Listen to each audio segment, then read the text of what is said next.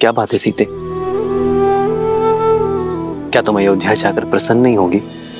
कैसे रहूंगी? अयोध्या जाकर आप राजा होंगे, अपने कर्तव्य और प्रजा पालन में डूब जाएंगे।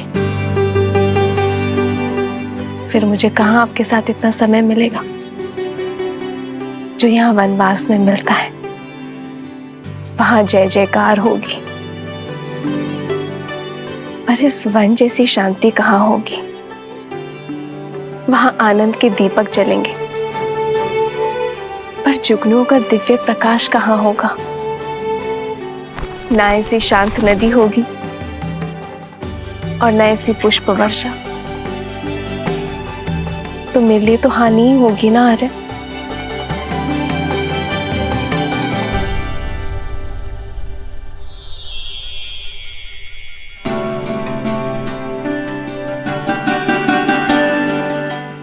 मैं तुम्हें वचन देता हूं सीते कि मेरी सीता को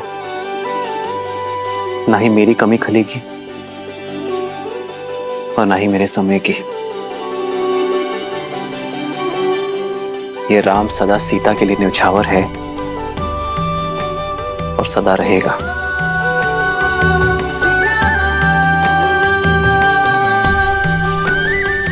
कदाचित ये क्षण कभी समाप्त ना हो।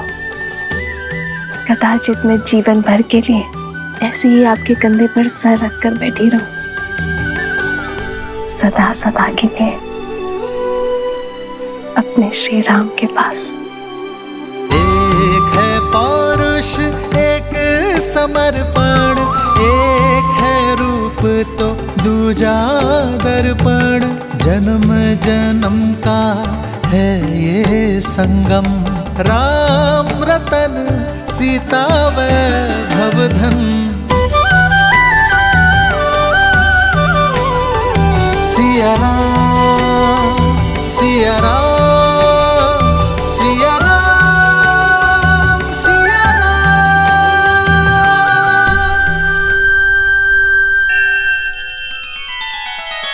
श्री रामचंद्र कृपालु भजु मन हरण भव भय दारुणम्।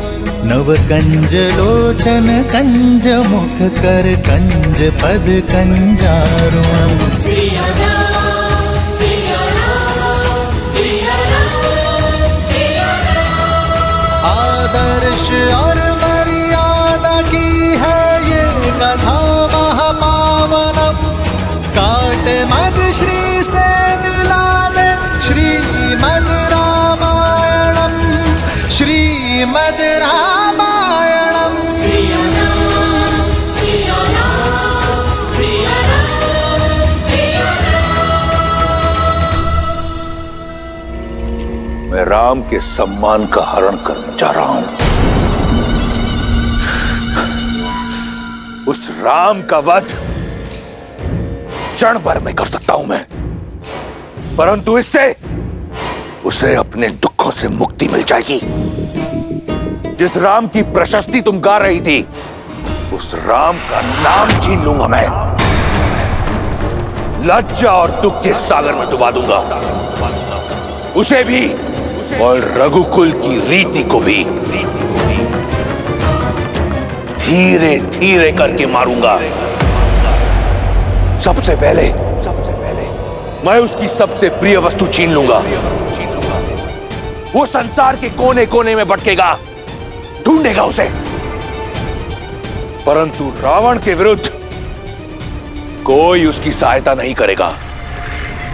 निराशा और ग्लानि से पहले वो मरेगा, फिर उसका भाई लक्ष्मण, और वहां अयोध्या में उसकी प्रतीक्षा करते हुए उसका भाई भरत स्वतः ही आत्महत्या कर लेगा, बिना एक राक्षस के लहू बहाए।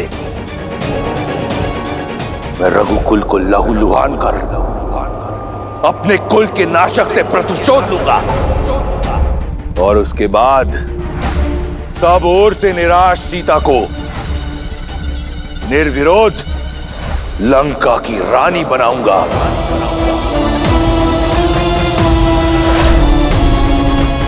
जो कार्य वर्षों पहले स्वयंवर में अधूरा रह गया था, उसे पूर्ण करने को सज हो जाओ।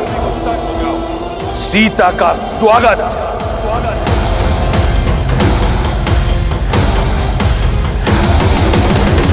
ये अनीति है लंकेश, ऐसा मत कीजिए।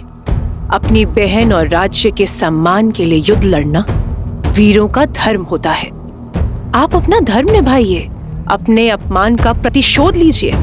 मैं आपके लिए प्रार्थना करूंगी, किंतु एक स्त्री की गरिमा को भंग करना और ऐसा षड्यंत्र रचना सबसे बड़ा अधर्म है, विनाश का कारण है। आपका ये निर्णय लंका के विनाश का कारण बनेगा। मेघनाथ कभी आपको यह अनुचित नीति अपनाने नहीं देगा। उचित, अनुचित, धर्म, अधर्म, इसका पाठ मैं किसी से पढ़ना नहीं चाहता। मेघनाथ इस योजना में सम्मिलित नहीं होगा। इसके लिए मेरे फेंके टुकड़ों पर पल रहा मेरा दास ही पर्याप्त है, और यही होगी उसकी निष्ठा की परीक्षा। नहीं, मैं आपको ये पाप कदापि नहीं करने दूंगी। सावधान!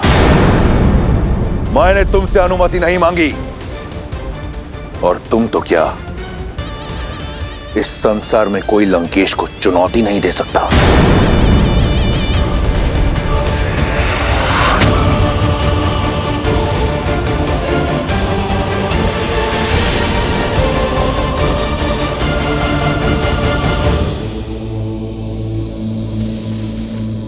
ओम नमः शिवाय। ओम नमः शिवाय। ओम नमः शिवाय। ओम नमः शिवाय। ओम नमः शिवाय। ओम नमः शिवाय। मारीच, आंखें खोलो। ओम नमः शिवाय। समझो साधना पूर्ण हुई। कैलाश पति ने ना सही, लंका पति ने तुम्हारी सुन ली। ओम मारीच, शिवाय। यदि एक बार और तुम्हें पुकारना पड़ा तो वो अंतिम शब्द होंगे इस जीवन में जो तुम सुनोगे। लंकेश महाराज, आप यहां? मुझ जैसे तुच्छ सेवक के यहां आपको आने की क्या आवश्यकता पड़ी? उद्धार के लिए। अगर सेवक स्वामी के किसी काम आए तो इसमें सेवक का उद्धार होता है। अपने प्रतिकार के लिए मुझे तुम्हारी आवश्यकता है। आपकी सेवा में मुझे सुख मिलेगा, परंतु संसार के सबसे बलशाली वीर को मुझ जैसे तुच्छ की क्या आवश्यकता पड़ गई महाराज? मेरे स्वाभिमान पर प्रहार किया गया है। मेरी बहन के अंग भंग करके उसका अपमान किया गया है, वो भी एक तुच्छ मनुष्य द्वारा। दशानन के क्रोध को ललकार कर किसने अपनी मृत्यु को पुकारा है महाराज? वही वनवासी राम और लक्ष्मण। राम? क्या हुआ मारीच? तुम्हारे मौन में ऋण ना चुकाने का स्वर सुनाई दे रहा है। कोई संकोच है? संकोच नहीं महाराज, संदेह है। मेघनाथ जैसे इतने शक्तिशाली पुत्र के होते हुए मुझ जैसे वृद्ध की सहायता की क्या आवश्यकता पड़ गई महाराज? मेरी इस योजना में मुझे केवल तुम्हारी आवश्यकता है। मैं एक ऐसा व्यू रचूंगा जिसमें राम और उसका परिवार बिना किसी युद्ध के मारा जाएगा। राम दर दर भटकेगा और सीता पर केवल मेरा अधिकार होगा। राम, वही राम जिन्होंने सहस्त्र गजों की शक्ति वाली मेरी मां ताड़का का वध किया था। पुनः सोच लीजिए लंकेश, कहीं ये आत्मसम्मान का युद्ध आत्महत्या ना बन जाए। मरीच, रावण के समक्ष उसके शत्रु की प्रशंसा करना राजद्रोह है। अब तुम्हारे समक्ष केवल दो ही विकल्प हैं, या तो मेरी योजना में मेरा साथ दो, या तो फिर यमलोक के द्वार खटखटाने के लिए तत्पर रहो। क्या विकल्प चुनोगे? सुनना क्या है महाराज, मृत्यु तो सामने देख रहा हूं। लज्जाजनक हत्या पाने से अच्छा है कि मैं वीर गति पाऊं। आपने शरण दी थी, ऋणी हूं आपका, इसीलिए अपनी मृत्यु का भय नहीं, आपकी सुरक्षा का डर है मुझे, जिससे आप तुच्छ मनुष्य समझ रहे हैं। वो साधारण मनुष्य नहीं है, राम है, राम है वो। और मैं रावण, रावण, वो रावण, काल भी जिसका दास है। प्रस्थान की तैयारी करो मारीच। प्रतिकार और सीता दोनों मेरी प्रतीक्षा कर रहे हैं। रावण तो आपका भक्त है महादेव। आपकी चेतावनी का पालन करके उसने स्वयं को कितने वर्ष सीता से दूर रखा, किंतु अभी वो इस अनर्थ को करने का क्यों सोच रहा है? जब किसी का नाश समीप होता है तो उसका विवेक उससे दूर हो जाता है। रावण इतने समय तक मौन केवल इसलिए था क्योंकि उसके पास कोई उचित बहाना नहीं था, और अब शूर्पणखा के इस कृत्यों के पश्चात उसे एक अवसर मिल गया अपने दुष्कृत्यों को न्यायोचित ठहराने का। मंदोदरी, विभीषण, उन सब की चेतावनी को अनसुना कर वो एक ऐसे कर्म की ओर बढ़ चला है जो आने वाले समय में समस्त राक्षस जाति का सर्वनाश कर देगा।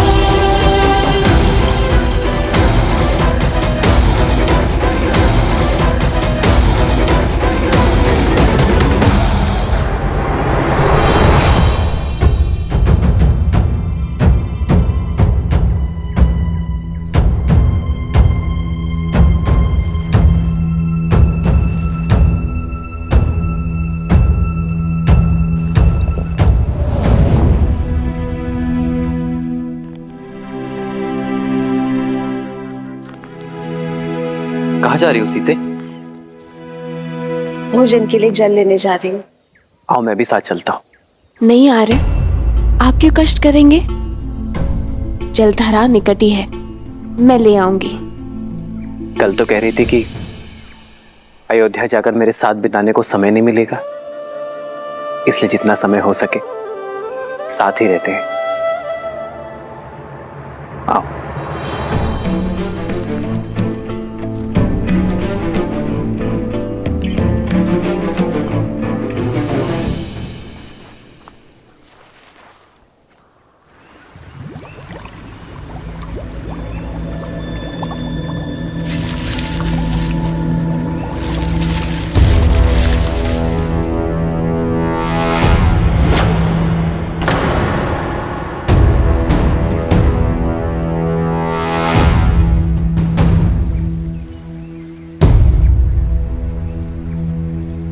लाओ सीते। जानती हूँ साथ आने का कारण मेरा साथ नहीं, सुरक्षा है। जब से शूर्पणखा का प्रसंग हुआ है तब से आप मेरी सुरक्षा को लेकर कुछ अधिक ही सतर्क हो गए हैं। हाँ। मुझे विश्वास है रावण आपके समक्ष आने की भूल कभी नहीं करेगा, और यदि की तो उसकी दशा भी वही होगी जो आपके सामने आए अन्य असुरों की हुई। मैं जानती हूं कि आप मेरी सुरक्षा के लिए धरती पाताल एक कर देंगे। मेरी शक्ति का आधार तुम्हारा मुझ पर ही अटूट विश्वास ही है सीते।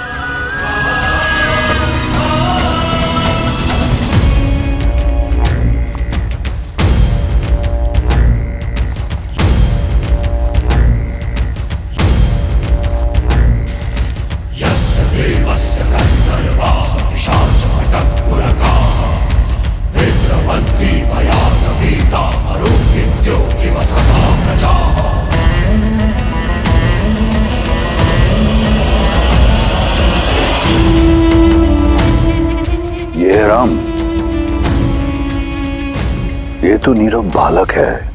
बालक नहीं महाराज, महाराज बलि ने भी वामन को बालक समझा था, लेकिन ये भूल आप मत करें। आयु देखकर राम के शौर्य को कम समझना मूर्खता हो सकती है। एक बार, केवल एक बार और राम की प्रशस्ति खाओ, फिर देखो कैसे कैसे मेरा दास यम यहां स्वयं आता है। तुम्हारी आत्मा लेने अपना ध्यान केवल हमारी योजना पर रखो। एक बार और। एक सेवक का कर्तव्य होता है कि वो अपनी स्वामी की हर बात माने। जैसा कहा गया है वैसा करो। जाओ।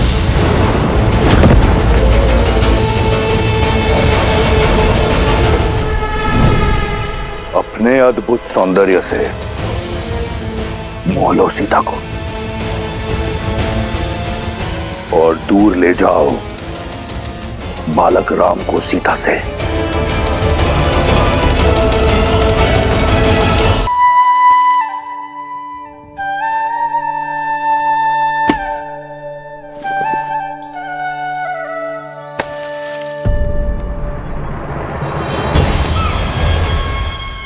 स्वर्ण मृग?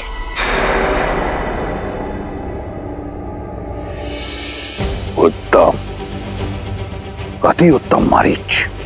भटकाओ उसका मन ताकि मैं उस बालक को भटका सकूं।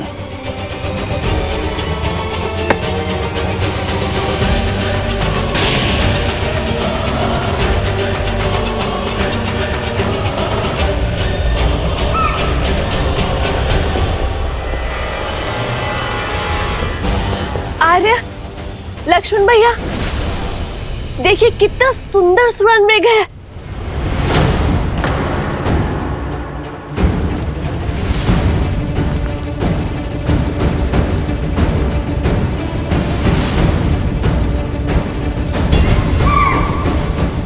आर्य, वैसे एक बार स्पर्श करना चाहती हूँ। इस वन के हर दिव्य जीव की स्मृतियां अपने मन में बसाना चाहती हूँ। आर्य, क्या आप इस मृग को मेरे लिए पकड़ कर ला सकते हैं?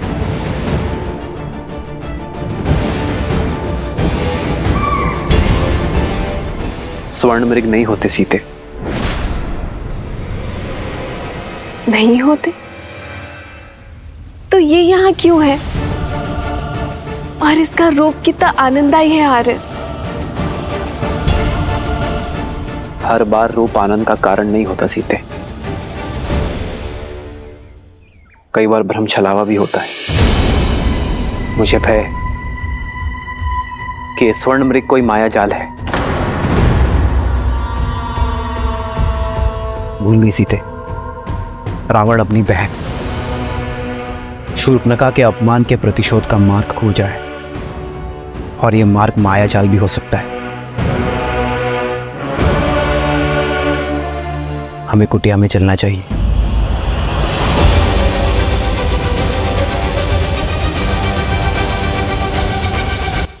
जिस श्री राम के नाम मात्र से उनके शत्रु में भय उत्पन्न हो जाता है, उनका साथ होने पर मुझे क्षति पहुंचाने का दुस्साहस रावण भी नहीं कर सकता। अरे जो अपने भाई कुबेर का घर लंका छीन सकता है, जो अपने आराध्य महादेव को वश में करने का दुस्साहस कर सकता है सीते, वो कुछ भी कर सकता है।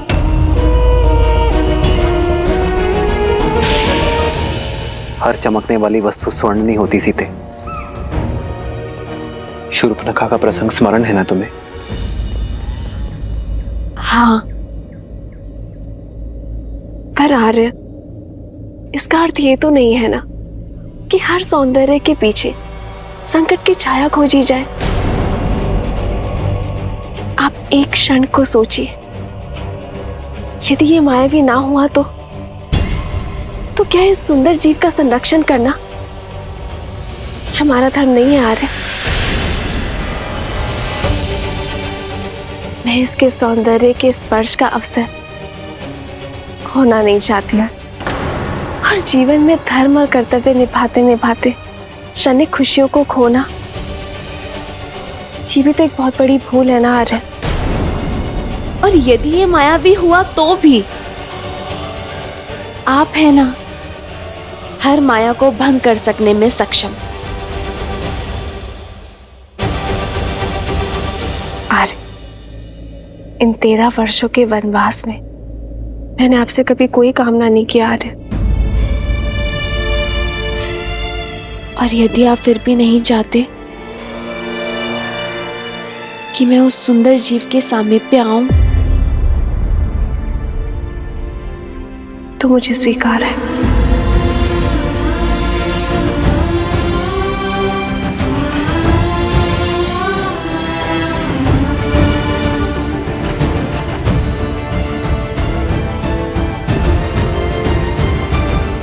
सीते,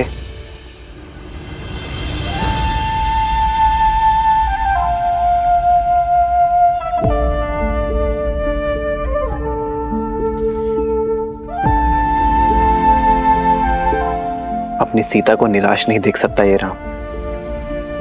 यदि तुम्हारी प्रसन्नता इसी में है तो मैं तुम्हारे लिए स्वर्ण मृग अवश्य लेकर आऊंगा सीते।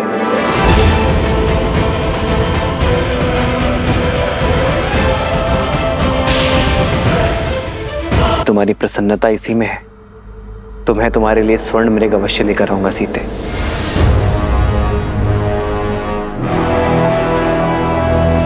किंतु तुम्हें मुझे वचन देना होगा,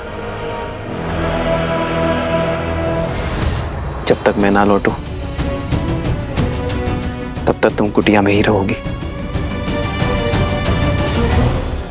आप क्यों कष्ट करेंगे भैया? मुझे आज्ञा दीजिए, मैं अभी इस मृग को पकड़ कर ले आता हूं। नहीं लक्ष्मण, सीता ने मुझसे ये मांग की है। एक पत्नी ने अपने पति से आशा की है, जिसे निभाना मेरा धर्म है लक्ष्मण। एक पति का धर्म है।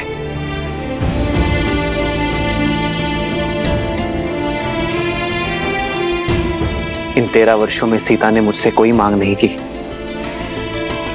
और मैं उसकी इस इच्छा का मान अवश्य रखूंगा।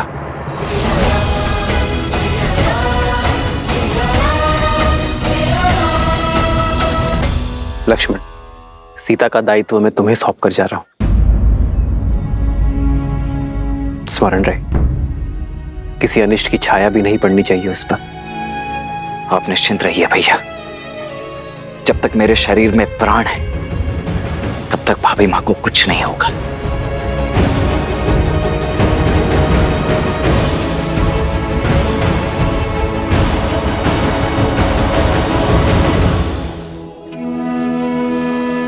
माया ठगनी न नर कछु जाने, कपट कहे मन नर न माने।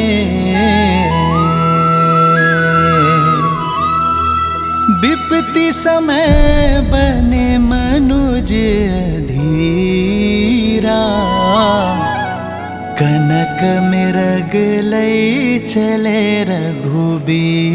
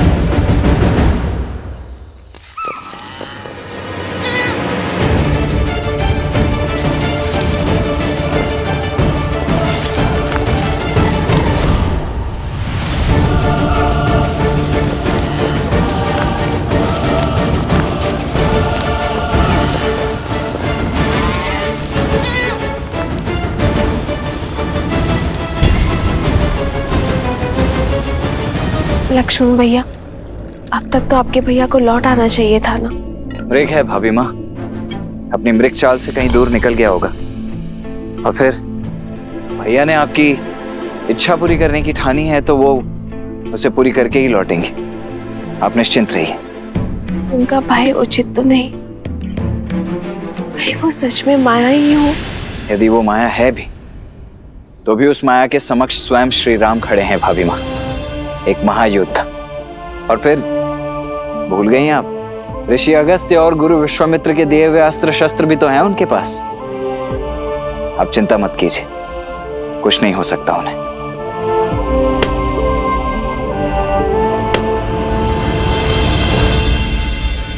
लक्ष्मण, लक्ष्मण, रक्षा करो लक्ष्मण, रक्षा करो लक्ष्मण, लक्ष्मण, लक्ष्मण, लक्ष्मण,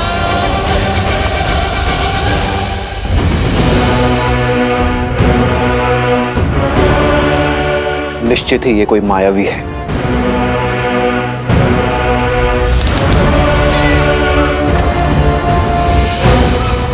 लक्ष्मण, सहायता करो। ये तो आर्य का स्वर है ना।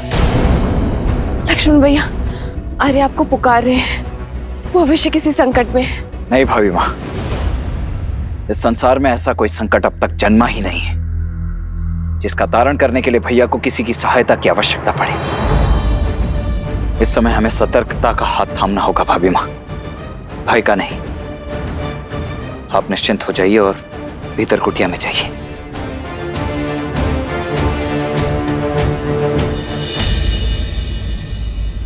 सीते, सीते सहायता करो, सहायता करो।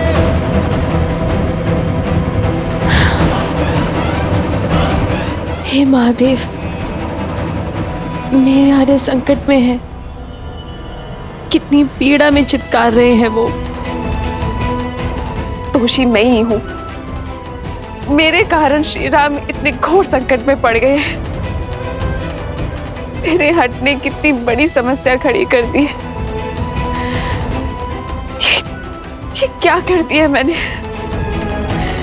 हे महादेव,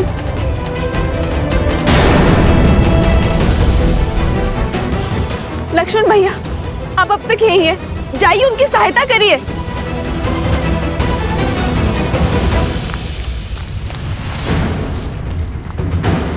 लक्ष्मण,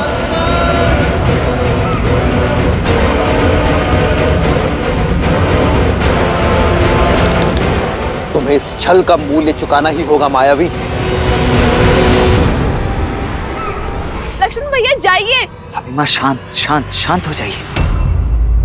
14 सहस्त्र राक्षसों का सामना अकेले करने वाले मेरे भैया राम क्या एक तुच्छ मायावी के छल और बल में फंस जाएंगे भाभी माँ? नहीं भाभी माँ, कदापि नहीं। किंतु उनकी करुण पुकार मेरे हृदय को भेद रही है। कुछ अनिष्ट न हो जाए लक्ष्मण भैया। जाइए लक्ष्मण भैया, उन्हें आपकी आवश्यकता है। जाइए भैया। भाभी माँ, भैया ने मुझे यहाँ आपके साथ रहने की आज्ञा दी है। मैं कैसे? तुम्हारी भाभी उनके पास जाकर उनकी सहायता करने का आदेश दे रही है। तो भाभी माँ, मेरा यहाँ रहकर आपकी सुरक्षा करना ही मेरा परम धर्म और कर्तव्य है। मैं ये कैसे लांघ सकता हूँ? और आपका धर्म ये भी है कि आप अपनी भाभी, अपने बड़े भाई की पत्नी का आदेश माने।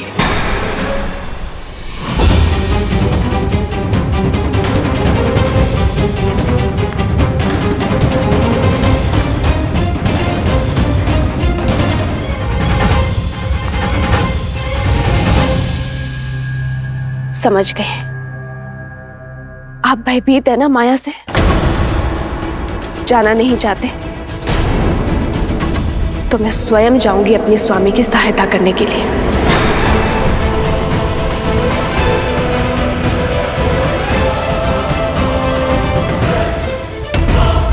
रुक जाइए भाभी माँ, रुक जाइए। अरे दया कीजिए। देखिए भाभी माँ, ये मैं भी समझ रहा हूं कि ये सब एक माया मात्र ही है, परंतु क्षण भर के लिए विचार करके देखिए। खर दूषण समेत 14 सहस्त्र मायावियों का सामना अकेले करने वाले मेरे भैया राम क्या एक मायावी का सामना नहीं कर पाएंगे? और फिर भैया को दिए हुए वचन से मैं बंधा हुआ हूं भाभी माँ। और मैं श्री राम से, जिनमें मेरे अस्तित्व है, जिनमें मेरे प्राण बसते हैं, और यदि वही ना रहे तो मैं इन प्राणों का क्या करूंगी? मैं भी इन प्राणों को त्याग दूंगी। भाभी माँ रुकिए, रुक जाइए। ठीक है, आज जीवन में पहली बार अपने भैया की आज्ञा का उल्लंघन करेगा ये लक्ष्मण,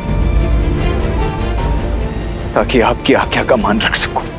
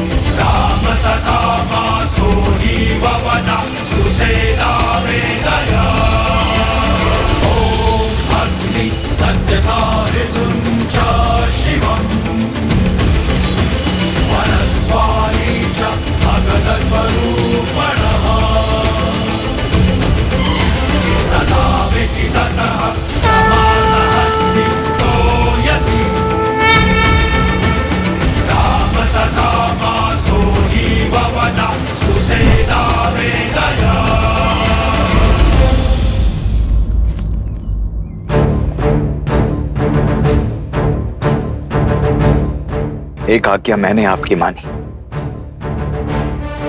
अब कृपा करके एक विनती आप भी मेरी स्वीकार कर लीजिए भाभी माँ।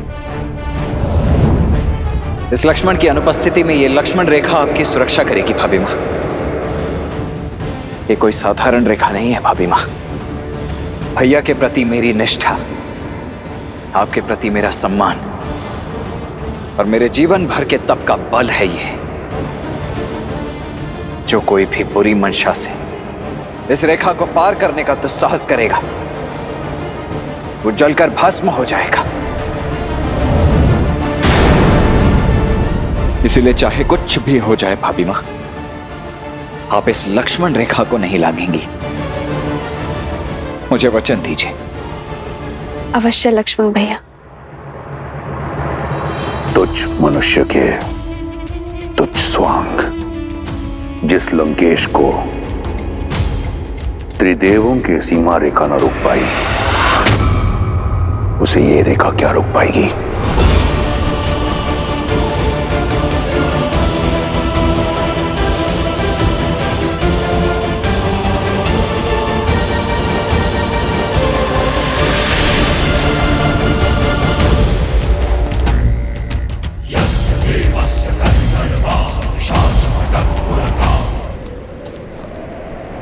भिक्षाम देहि।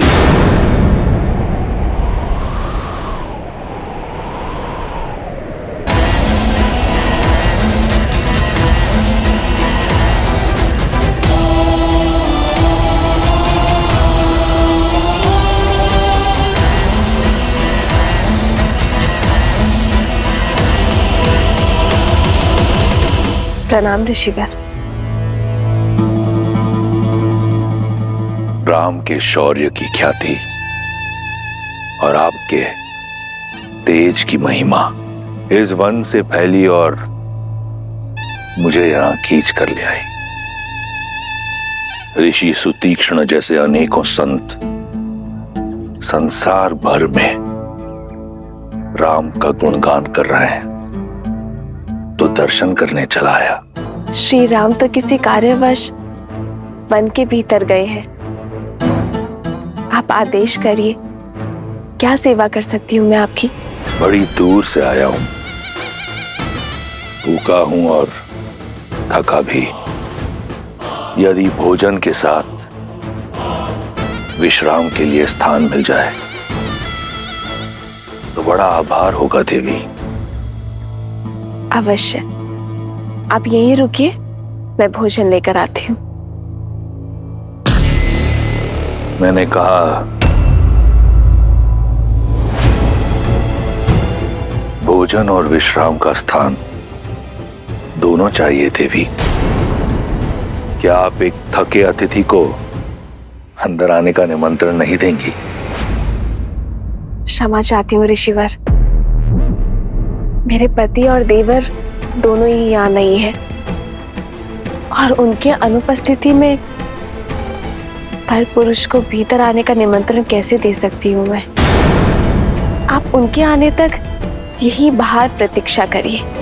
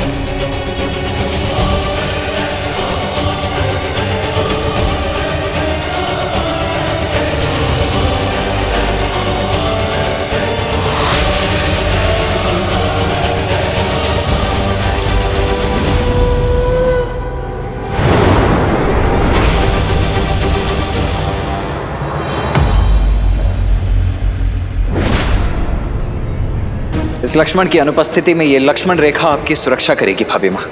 इसीलिए चाहे कुछ भी हो जाए भाभी माँ, आप इस लक्ष्मण रेखा को नहीं लांघेंगी। ये लीजिए ऋषिवर, ग्रहण कीजिए। अब बैठ गया हूं, फिर से उठ नहीं पाऊंगा देवी।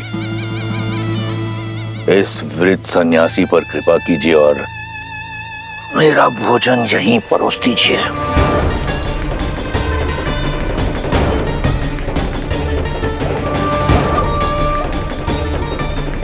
क्षमा चाहती हूँ ऋषिवर, पर मैं वचन की डोर से बंधी हूँ, ये रेखा नहीं लांघ सकती।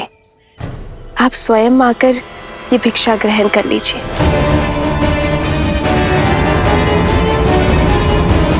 भैया, भैया, भैया कहाँ हैं आप?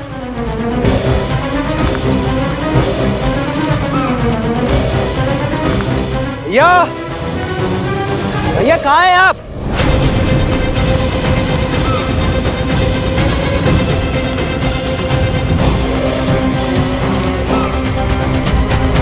भैया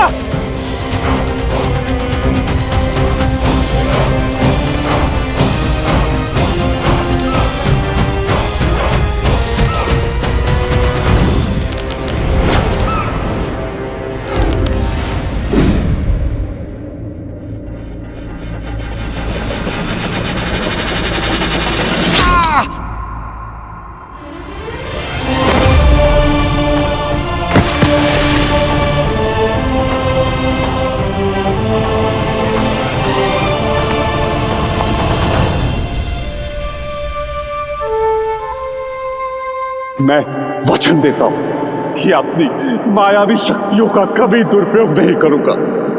मारीच, अवसर का लाभ नहीं उठाया तुमने, फिर से पाप के मार्ग को चुन लिया। समाराम, ये समय चर्चा का नहीं है। आपकी पत्नी माता सीता संकट पे है। हाँ,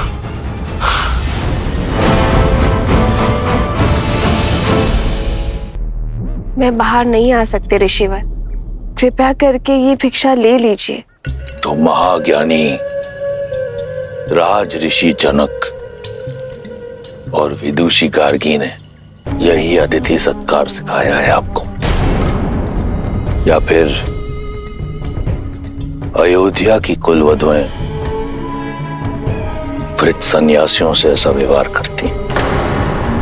ये संसार जिसकी प्रशस्ति करुणा निदान करके गाती है,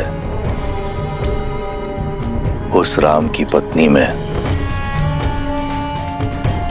तनिक करुणा नहीं, केवल 2 पग चलने के कष्ट से मुक्ति पाने के लिए एक वृद्ध सन्यासी को हुक्का मार रही है। क्षमा करें देवी, भूख के आगे शब्दों ने गरिमा त्याग दी, परंतु मिथिला के आतिथ्य और रघुकुल की मर्यादा के बारे में इतना सुना था कि आपका ये रुष्ट व्यवहार देखकर मन खिन्न हो गया। इक्ष्वाकु वंश की कुलवधु के आंगन से कदाचित आज पहली बार एक भिक्षु खाली हाथ लौटेगा। कैसी विडंबना है, घोर कलंक। आप मुझे कुटिया में निमंत्रण नहीं दे सकती और भिक्षा देने यहां स्वयं आ नहीं सकती, तो देवी ये भिक्षा मुझे स्वीकार नहीं। ऐसा नहीं है ऋषिवर, ना तो मैं मिथिला का सत्कार भूली हूं और ना ही रघुकुल की रीत, किंतु वचनबद्ध हूं, मैं बाहर नहीं आ सकती ऋषिवर। आप कृपया करके स्वयं थोड़ा सा कष्ट उठा लीजिए। नहीं, अब मैं ये भिक्षा ग्रहण नहीं कर सकता। भिक्षा के लिए गृहस्थ संकल्प लेता है और संकल्प लिया जाता है विश्वास से, परंतु आपका व्यवहार स्पष्ट दिखा रहा है कि आपको संतों पर विश्वास नहीं, और बिना विश्वास के लिया गया भोजन मेरे लिए विष समान है। आज्ञा दे देवी, किसी और का द्वार खटखटाऊंगा। एक ऐसा दाता जिसके मन में विश्वास और श्रद्धा हो। विश्वास नहीं होता कि ये वही कुल है जहां हरीशचंद्र, दिलीप और नेमी जैसे धर्मात्मा हुए। आज यहां अतिथि का सत्कार नहीं, अपमान किया जाता है।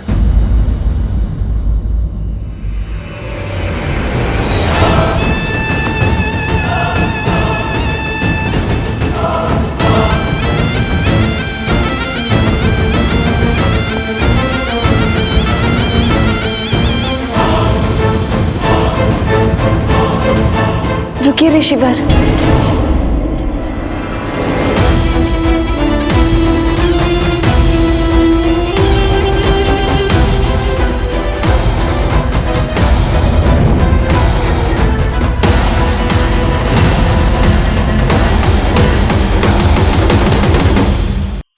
धार्मिक वीडियो सबसे पहले देखने के लिए हमारे चैनल को सब्सक्राइब करें और बेल आइकन दबाएं।